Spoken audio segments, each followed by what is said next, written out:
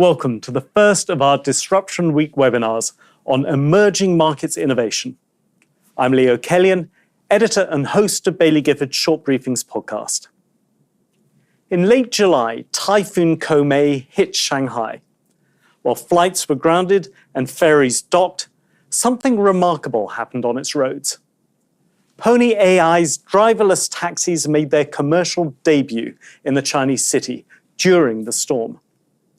To the startup's satisfaction, the cabs slowed whenever the rain intensified, but otherwise handled the wild weather with ease. Their edge? Relentless testing in conditions that would challenge any human driver, plus self-cleaning sensors that can handle everything from snow to sandstorms. But here's what's exciting to emerging markets growth investors. Pony.ai says that its latest robo-taxis cost significantly less to make than those of Google's sister company Waymo, helping it to charge lower fares. That's just as well, since Chinese citizens earn less than their Western counterparts, but could also stand the firm in good stead as it pursues international ambitions. It's just one example of an emerging markets company turning a constraint to its long-term advantage. Over the next 45 minutes, investment manager Alice Stretch will tell you about others. Let's begin Disruption Week.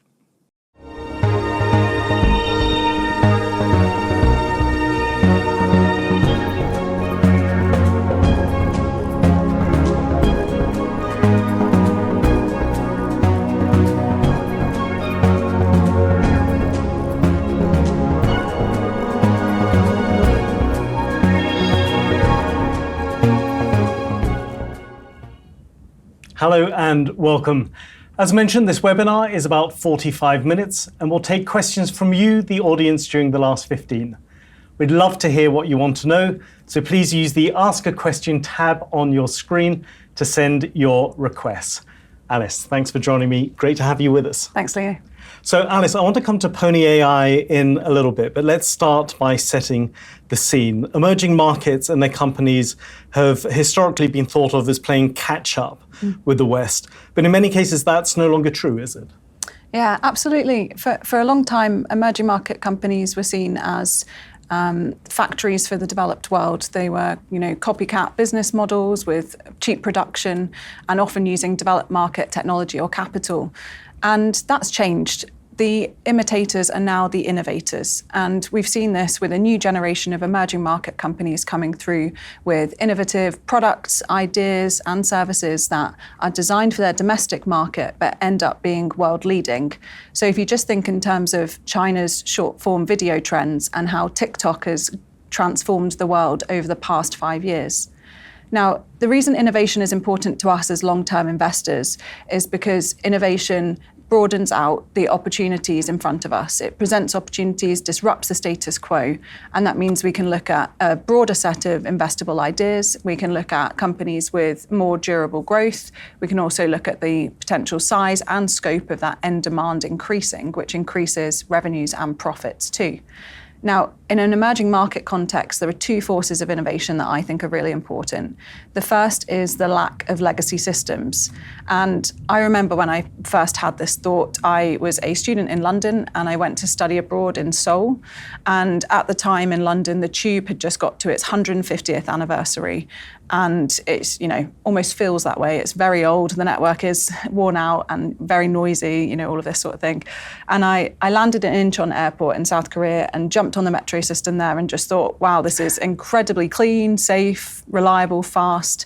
And that was the first time I thought, wow, you're not locked into those old systems. You're not locked into a design from a different era.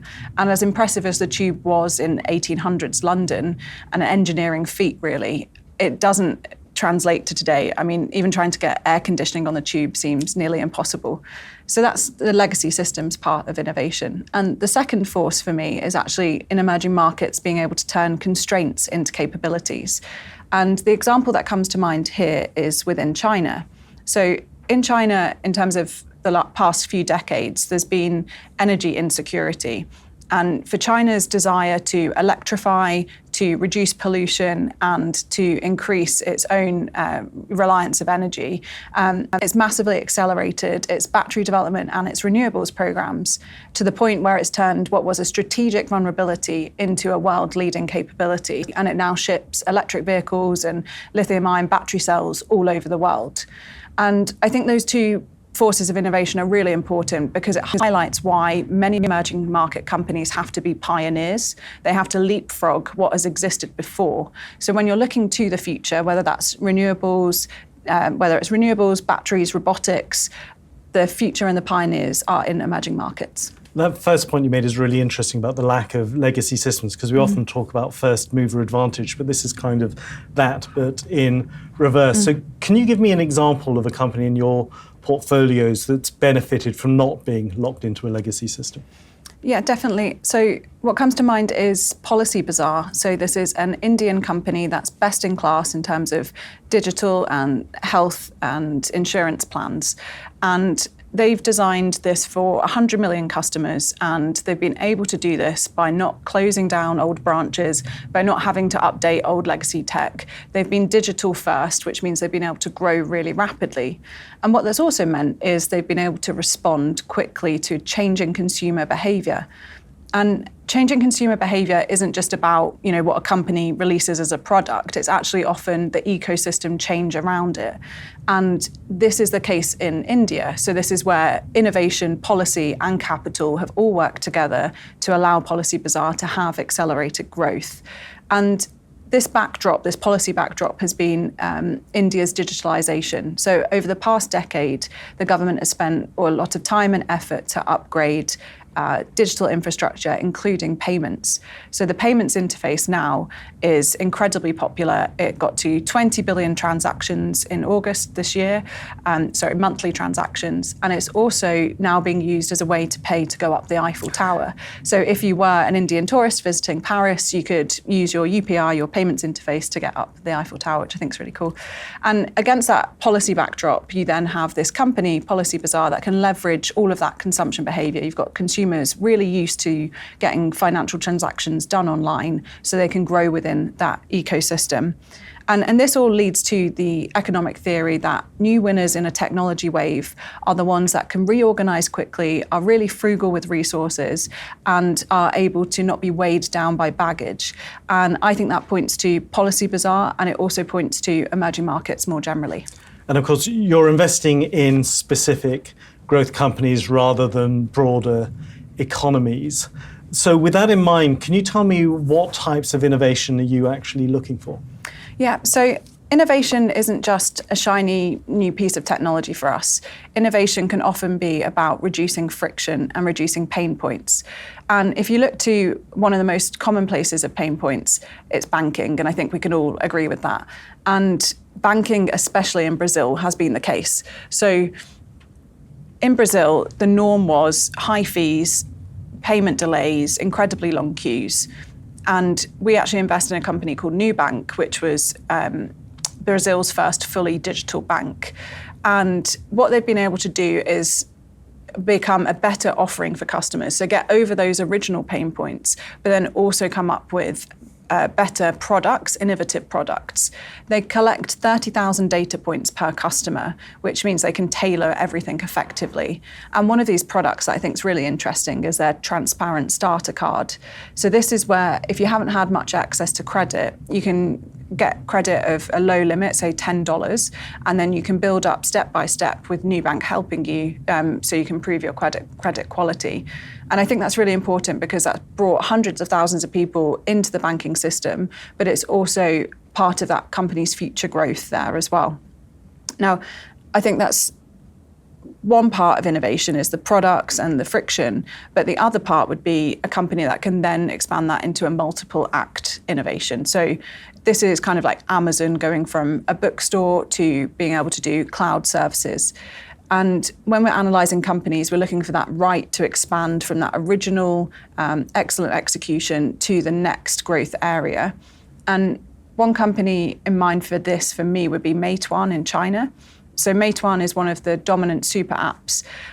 When we first knew the company a decade ago, it was mainly coupons and discounts, and now it's become a dominant food app that's extended its reach into Hong Kong, the Middle East, and Brazil, and even more recently is trialing its restaurant software in the US at the moment as well. So that's what I mean by multiple acts. You take one success from one area and you use it as a foundation for the next. And I guess another company from your portfolio that would qualify would be Mercado Libre, right? One of your team's biggest investments that started off in e-commerce, but is now very much a fintech giant as well. That's right, yeah. So Mercado Libre is huge in Latin America, started off in e-commerce and built and heavily invested in logistics to support that growth, then went into payments and fintech. And it is a multi-act company and continues to be so, which is what we think is really interesting.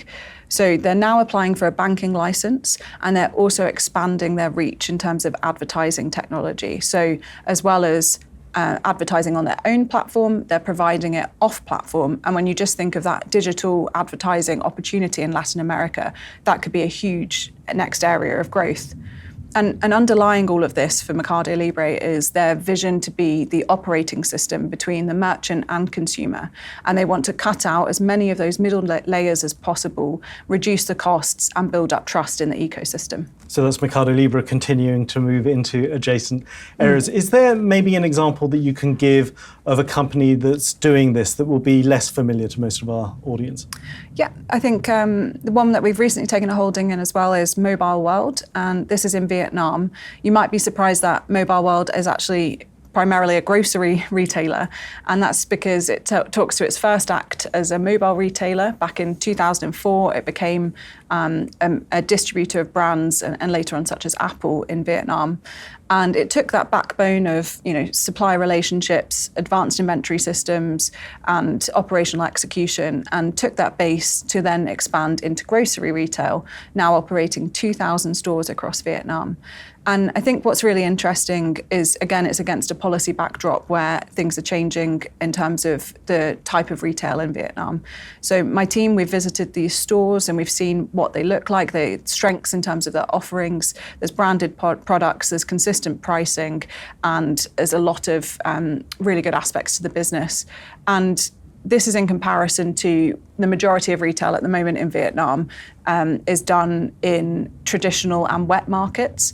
And this means that consumers have to go down to the market every day to haggle for goods, and they have to, in amongst live animals and, again, that point, inconsistent pricing as well. So I think we can really see the strengths for this company and the multiple act from one area of retail to the next.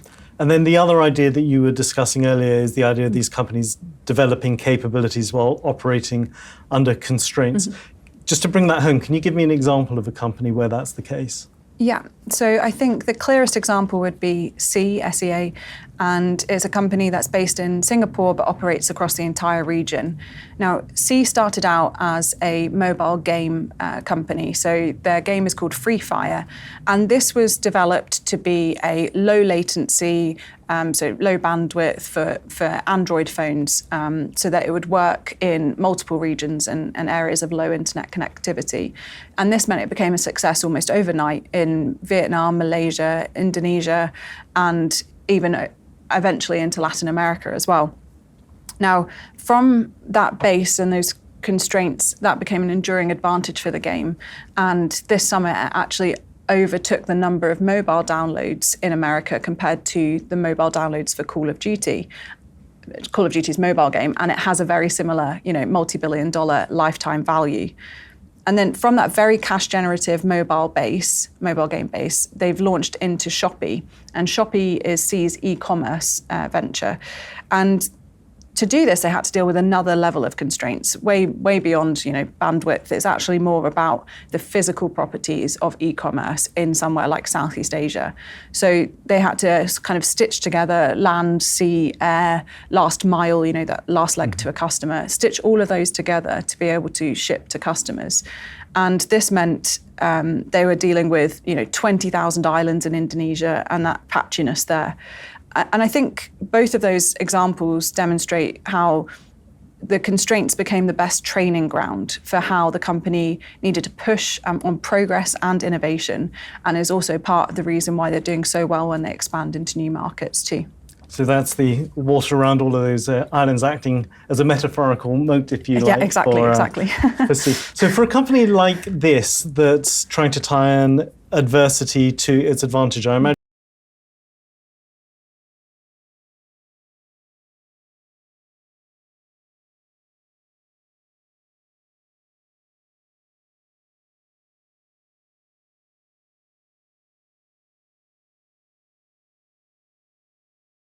he allocates capital towards technology-led growth, and he can just adapt and pivot all the time.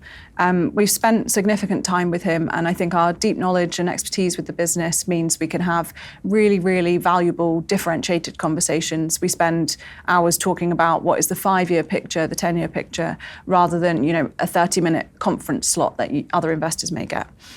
And this has really also helped us remain invested during tough periods for the company. So back in 2022-23, post-pandemic, there were questions about growth and about profitability for Sea. And we could sit down with Forrest and his team and understand what were the steps they're taking. So outlining what costs they were cutting and also what their future product iteration would look like. And it's always just really exciting to listen to him talk about the future with how much Sea has achieved. And recently he's spoken about agentic AI, which is the next stage of AI. So rather than it being search-based, it acts on your behalf. And positing maybe for Sea and e-commerce, could that make Sea $1 trillion company someday? So getting access to leaders in companies like this is obviously part of what gives your team its advantage. But can you, more generally, what other things are there that give Baillie Gifford its edge when it's investing in these types of emerging market growth companies? Yeah, absolutely. I think firstly would be long-termism. So we're a private partnership. We've been around for over a century, and that means we can act internally very long term. And I'm learning from people who've worked in the business for 30 years and for people who've been looking at emerging markets for over a decade. And I think that's really useful. And it also, we take that to how we assess companies. We can look at companies in a very long-term manner. We can back management's multiple-year expansion plans and also in terms of experimentation into new growth areas. I think another aspect is how we spend time on the ground. So my team has visited maybe 10 or 15 countries this year. And whilst we visit them and meet all the companies, we also put in time for getting to know experts and accelerating our learning with analysts who know the local market. And I think that's really important as well for our Shanghai office, and an important part of that. So there are many specific factors in China that matter in terms of policy alignment, in terms of regulatory environment, and also just the sheer size. There's more companies listed in China than in the US. And then another aspect would be on the investment floor, we're all generalists. And this means we can take lessons from one industry or one geography and apply it to another. So I've rotated through teams, and from looking at NVIDIA and one team, I can now take that to my understanding of Taiwanese AI supply chains. And that's all to say, altogether, all of those reasons mean that we spend a huge amount of time looking at how societal and technological change affects companies and their prospects, and it helps us find those innovative companies too. It's interesting that you highlight that you're generalist, because I imagine that some of the companies you invest in need some quite deep subject matter expertise, not least semiconductors, a very complex sector. When you're looking to build the conviction to invest and hold these companies for 5 to 10 years or longer, how do you get that conviction without dedicating yourself to studying the field full time? Yeah, absolutely. I think you don't necessarily have to be a chip designer or a physicist to be able to analyze semiconductor companies. We just need to be able to ask the right questions and test out the investment cases fully. And I think learning about an industry like semiconductors mirrors the time that I've spent at BG, at Baillie Gifford. So I went to a recruitment event where I was talking with the analysts there about what might the chips look like for car software in the future. I then, when I first joined the firm in my first year, we had a kind of teach-in on how does sand become silicon. And then across many strategies,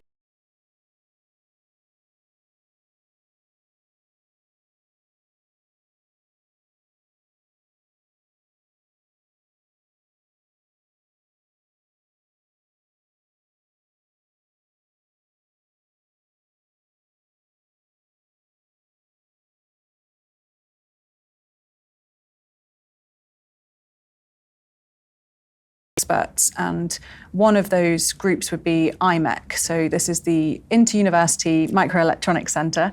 And we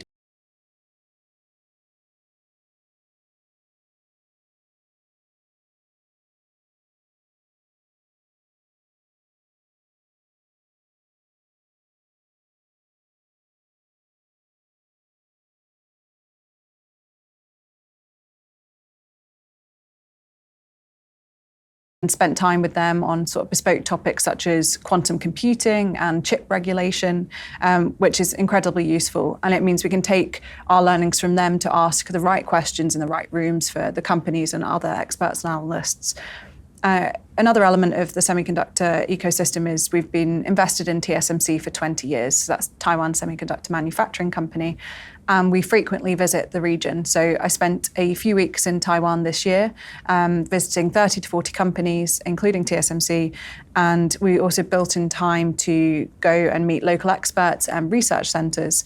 And one of these was actually in Hsinchu Science Park, which is where you'd find TSMC and another 500 or so semiconductor companies. And when you say you visit 30 to 40 companies in Taiwan, is that just to get deeper knowledge of TSMC, or do you have other investments on the island as well? Yeah, so it's plenty of both. So at the moment, TSMC makes up a huge part of the Taiwanese index. And whilst we were out there, it was quite interesting. It was repeatedly referred to as the mother of the nation. So a lot of the time I'm looking for, what are the exciting children of the nation? So we do have investments in other elements of the Taiwanese semiconductor ecosystem, one of which would be Chroma, which does the system level testing, so precision and measurement testing for AI chips. And maybe slightly separate to semiconductors, but still technology, we also invest in a company called E-Ink. And again, you might not know the name, but I think you know the product because it's the e-paper that makes up the Kindle. And so they've gone from those black and white particles that make up the Kindle to colour-based ones now, which is really exciting because you can think of student textbooks, note-taking, highlighting, all of this coming through. And what else they're doing is, if you imagine expanding that piece of electronic paper of a Kindle, blowing it up to 100 inches, that's when they're making display advertising. So this is low power consumption, and it means that you can, have a display in a shop, in a mall, in public places that doesn't use as much electricity. And then if you think of slicing up the Kindle even smaller into those little ones, you can have little display screens. And this is something that E-Ink does for electronic shop labels. So this is inside supermarkets, little price labels as well. So is that, putting them in supermarkets, is that a big opportunity? Yeah, I think it's not something that you naturally think a lot about. I worked in a supermarket as a teenager and used to have long overnight shifts where I'd have to individually replace, price labels, and shredded my nails in the process. And so I do think I've maybe thought about it a little there as well. But I think the electronic shop label opportunity is huge. It means that the labels can sync automatically, the pricing, it cuts waste, and it means you can do more dynamic promotions. And if you think in an average Walmart store, you've got maybe 50 to 100,000 labels, depending. And Walmart in the US are looking to roll this out by the end of next year to the majority of the stores. Morrison's in the UK has signed up for 11 million to go as well. And so if you build up by each geography and add on that internal, display advertising in the store as well, you can get to around a $7 billion addressable market by the end of this decade. And then also actually thinking about it in terms of the future of retail. So when you're thinking about, unmanned stores or quick commerce, where you have to try and get goods to a customer within 15 or 20 minutes, or that greater integration of, offline and online, you can see the importance of having something that can dynamically update. And we've got to know the company over a number of years and also kind of stress tested these adoption curves over the time by talking to, retail holdings that we have across the firm. Thanks, Alice. We're going to be going to audience questions soon. So if you'd like to pose one, please do use the Ask a Question tab on your screen. But first, I want to return to Pony.ai, that driverless Chinese car company that I mentioned at the start. This is one of your team's most recent investments. So can you tell me a little bit about how that came about? Yes. So Pony.ai, we're It's one of our newest investments. We're also really excited about it. We've been interested in autonomous driving for a long time because it's exactly that kind of long-term technological opportunity that suits our approach, where a company's technical lead can translate into operational scale. And it's the only Chinese company that has received full driverless permits for the 4 tier 1 cities, so Beijing, Shanghai, Shenzhen, and Guangzhou. And what that means is there's kind of regulatory confidence in the model. And by the way, what driverless actually means here is it means that there's no human intervention, but that the company also does have remote safety officers so they can jump in and help if needed. And amongst the team, what we've been discussing is, where does the value accrue long term? What edge cases train the models best? What does a platform for autonomous driving look like over the long run? And I think there's some really exciting aspects here. So I joined a call with the CTO a few weeks ago, and he was talking about how there's customers in Beijing who are booking these taxis to have a lunchtime nap. So when you think about that, imagine what a future car journey actually looks like. And CTO is Chief Technology Officer. Yes, that's right, yeah. And as I mentioned earlier, this is a company with international ambitions, which means that it might come into competition ultimately with Google's sister company, Waymo. Its parent, Alphabet, has obviously got very deep pockets. Yeah. So what gives Pony.ai the right to succeed against that type of competition? Yeah, definitely. So we don't think robotaxis will be like a winner-takes-all market, but we think Pony.ai could be one of the winners in China, and that's for a few reasons. It's got regulatory approval, as I mentioned, in those areas, and if you add up those markets, that's actually serving the most dense and the highest fare potential markets in the world. So we think that's really important. And then it's on the partnership side. So they have partnerships for both production and distribution. So we think that's an attractive model to grow from. So on the production side, it means that they claim they're 20 to 30% cheaper than Western rivals, and they've already been able to bring down costs by 70% since the first R&D generation. And on the distribution side, it means they can partner to expand. So they're looking to partner with Stellantis, the European car group, and come to Europe next year. And I think for us, we stress test everything with them, with customers, with experts, with competitors. And as a firm, we're already invested in a lot of the enablers of this technology. So when you're thinking about the chips, the sensors, or the software. So even though robotaxis are at an early stage, we do think there's an exciting opportunity here.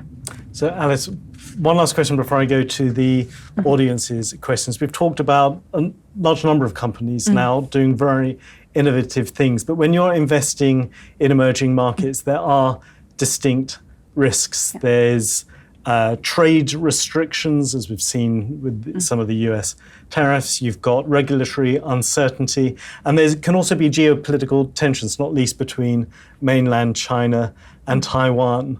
Without going into each of those issues in depth, can you give us a high-level view of how you balance such concerns with your focus on trying to find truly exceptional companies? Yeah, absolutely. We know that even the best companies can get overwhelmed by macroeconomic and geopolitical risks. So we can't dismiss it out of hand. But our core focus is bottom-up investing, is fundamental research and finding attractive investment opportunities.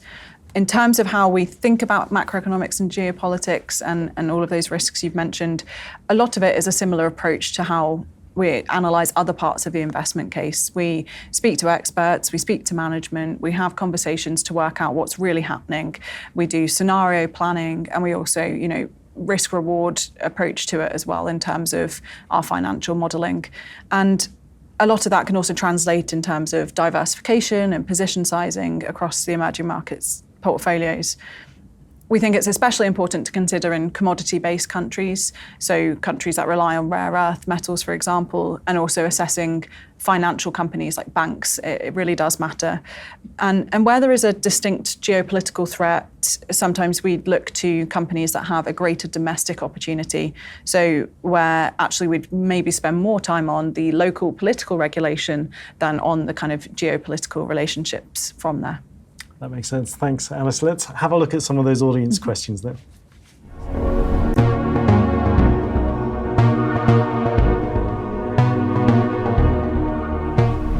So, Alice, looking down at the iPad, I've got a couple of questions that are both on the same theme. So the first one asks, what's your definition of an emerging market? And then the second is emerging markets still the most apt description for countries that have been developed and have developed so much in recent decades? I guess places like South Korea. Yeah, absolutely. I think from a practical standpoint, as a team, we start by looking at the emerging markets MSCI classification, so the global index. That's kind of where we can invest, and we can also invest when it's 50% of sales or assets are in emerging markets. We think, the term emerging markets came out of, a 1980s description of a grouping of companies. So we know it's not perfect, but we think it does, present a really lovely broad asset class with lots of growth opportunities and different industries and sectors. So it's useful for us as a place to look for ideas, absolutely. And just to be clear, when we talk about emerging markets, that at the risk of introducing another technical term, that also includes frontier markets, doesn't it? Places like Kazakhstan. Yeah, so we invest in Kazakhstan and Vietnam, which are termed frontier markets. And so you have emerging, developed and frontier. So we look there for opportunities as well. And I think in terms of emerging markets, even this year, it's been really exciting. They've outperformed, S&P 500 year to date, as well as the All World Index. So there is a lot of, fundamental progress ahead for emerging markets.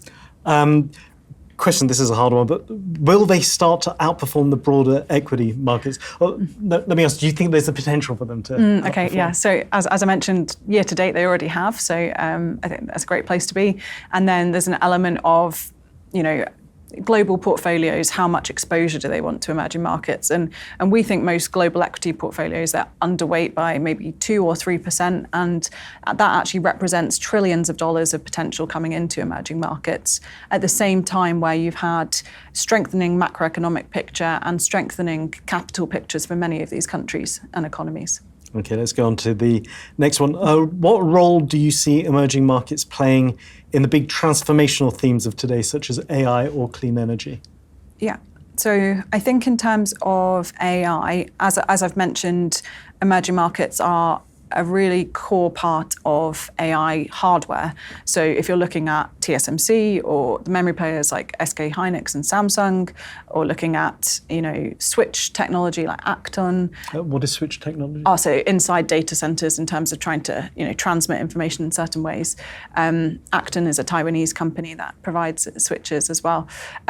All of that hardware, that supply chain for AI is within emerging markets. And then you've got the potential for the application of AI, which, as I was mentioning in terms of leapfrogging, it's interesting how much consumers in emerging markets are very happy to trial new AI software. When you're looking at companies like Tencent and Kuaishou in China, they're using AI in the fundamentals of their businesses. And there's companies in India where AI has been the long-held solution for having so many disparate languages over an entire population.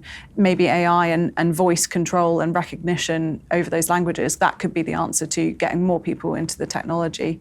So that's on the AI side. And was the other part the clean energy? Clean energy. So on clean energy, I think you've got, as I mentioned at the start, in terms of China, you can just look to China in terms of battery technology, renewables, but then also all the metals that are behind it. So thinking of rare earth metals from copper in Peru and nickel in Indonesia, all of these technologies, rely on the emerging market supply chain. And then also you've got those, fundamental end demand markets. Electric vehicles have gone from 0 to 4% of Brazil, for example. So you've got new markets coming in with that south to south trade happening. So I'm pretty certain you're going to say no to this one, but I'll be interested to know why. Question is, has big tech crowded out emerging market tech companies? Oh, okay. So I think, there's an element of how strong American tech companies have been over the last few years. There is concentration in the All World Index that focuses on the US particularly, and you have seen, NVIDIA and the Magnificent Seven, going from strength to strength.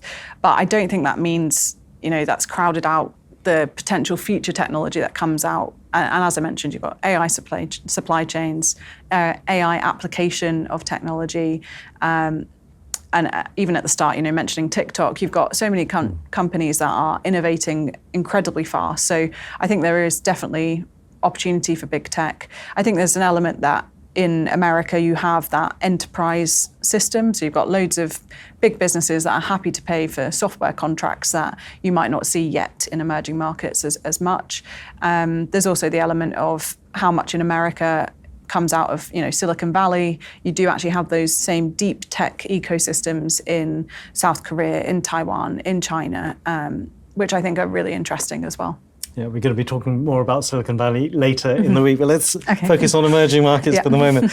Are there any particular themes or markets you expect Baillie Gifford to be overweight in the long term? In other words, that we might have bigger positions than the index?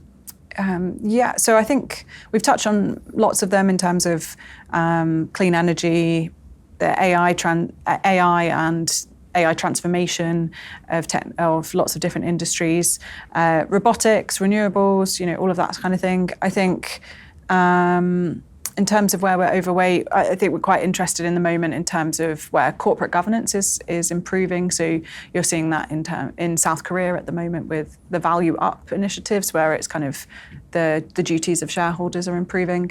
I think it's where we find as the opportunities that we find attractive. So at the moment, I'd say South Korea, Taiwan, Brazil. Yeah, all the companies I've mentioned, basically, yeah. Fair enough. Some questions about risk. General one to start with. What are the key risks for emerging market innovators over the next 10 years?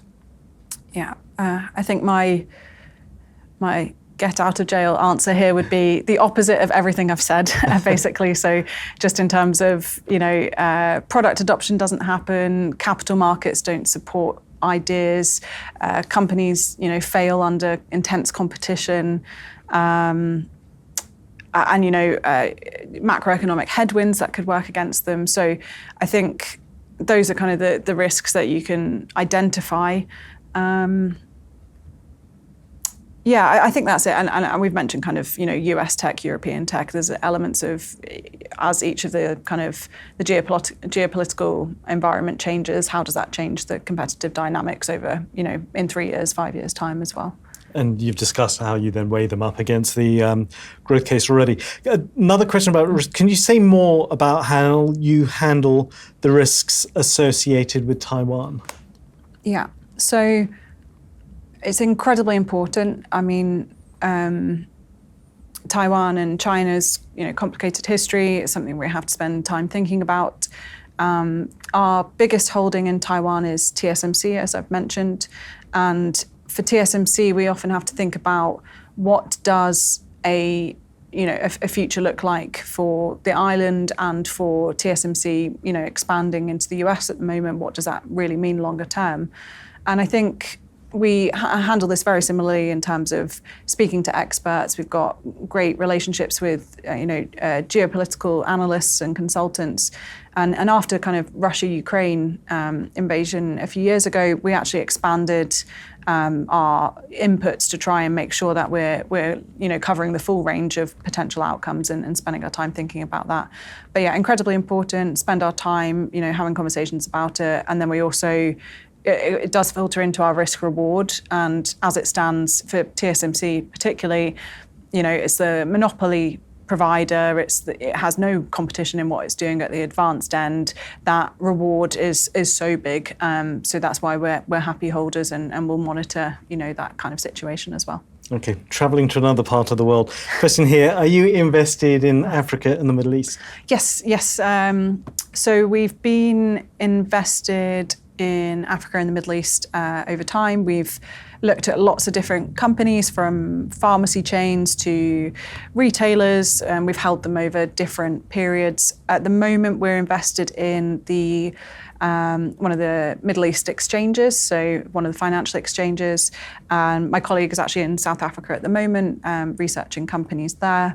And I think we do just look for opportunities if they meet our growth hurdles. I think what I'm finding interesting at the moment is it seems like the Middle East and UAE particularly are a net beneficiary of a lot of the geopolitical issues at the moment. So what does the UAE do with that, with that population base, with that influx of foreign capital as well? What does that mean for in 5 or 10 years' time? Interesting. And I know you're not supposed to play favourites, but okay. I might have to ask you in this case. Somebody writes, can you pick out the one company you think may have the most upside in emerging markets? Oh, okay. So I think, we've discussed Pony and Sea today for those reasons. I think autonomous driving in China has a long, long road ahead of it. I think Sea, I really like as a company. As I mentioned, is there $1 trillion opportunity in front of it, $1 trillion market cap in front of it? But I think the fact that they've got to 100 million customers on their financial platform within 3 years is incredibly impressive. And what does that cohort look like in the future is really exciting too. Thanks, Alice. Well, we didn't have time to answer all your questions, but we'll aim to respond to some of those that we didn't get to on our Disruption Week website. Details of that coming up. But before we get to that, Alice, I wonder if you can pull some of the strands together of this conversation and leave our audience with one final thought. Yeah, thanks, Leo. Yes, I think our deep knowledge, our research, our time spent thinking about disruption and the conditions for companies to innovate really do lead us to find companies like Sea and TSMC, and hopefully the next ones like them after that. And so I think by investing in emerging markets, you can benefit from our analysis in these world-leading companies and think about how the world changes from here. Alice, that's a great place to leave things. Thank you so much for taking part. Thanks, Leo. Thank you. And I hope you, our audience, have enjoyed this event as much as we have. Join us tomorrow when I'll be chatting to investment manager Christopher Howarth about Europe's next generation of winners. You'll be able to recap this and the week's other conversations by visiting our Disruption Week website at baileygifford.com/Disruption Week, where we'll post webinar recordings, write-ups, and responses to the audience questions we didn't get to. As ever, if you have any specific questions, don't hesitate to get in touch with your client contact or email us at disruptionweek@baileygifford.com. But for now, I look forward to seeing you again soon.